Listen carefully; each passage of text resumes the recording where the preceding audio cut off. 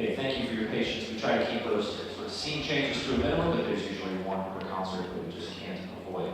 As I said, this is our high school wind ensemble, made up of mostly juniors and seniors, but we do have freshmen and sophomores in this group as well. All our high school groups are just done by audition, so whether you're a freshman, sophomore, senior, junior, the band that you are placed in is based solely on how you audition. And these students have earned the honor to sit in this group.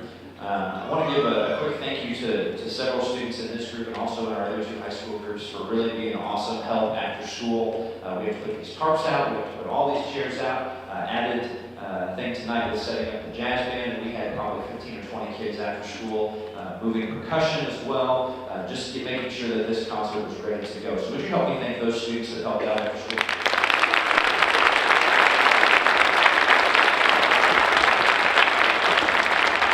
We don't get anything for it other than just knowing that they helped out and a hearty handshake and a thank you from me. This group is coming off a neat opportunity that we had back in January to be part of a demonstration clinic at the Missouri Music Educators Conference up at the lake at Tantera.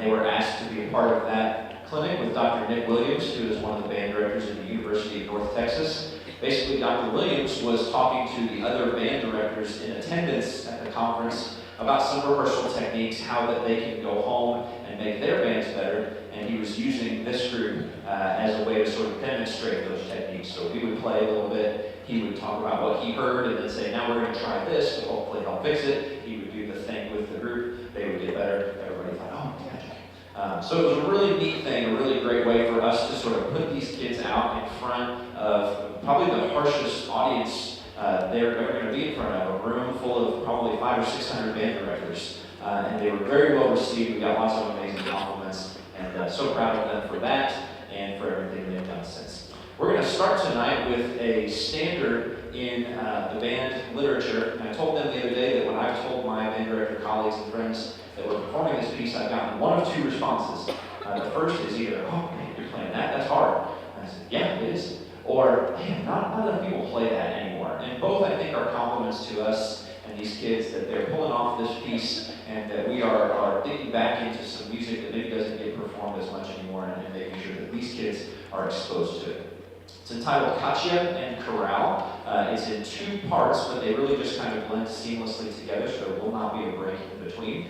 The Katya should sound like a chase, and the chorale is very slower and much more musical. The interesting thing about this piece, it was written by a man named Clifton Williams. It was actually the last piece of music he ever wrote before he passed away. The chorale was written largely on his deathbed. As he was battling the illness that eventually took his life, he was finishing this piece. And if you listen carefully, I think you'll hear a lot of the emotions that I imagine we will all someday go through when we're in that time in our lives.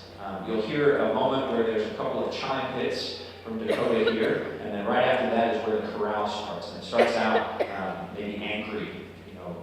He might be feeling some anger at that point of his life, and then it goes through some more contemplative and reflective moments. There's a part that sounds joyful and maybe even triumphant, and then it closes very, very softly as kind of an acceptance. So, hope you enjoyed this. We've put a lot of work into it and have enjoyed the process. This is Clifton Williams, Katya and Chorale.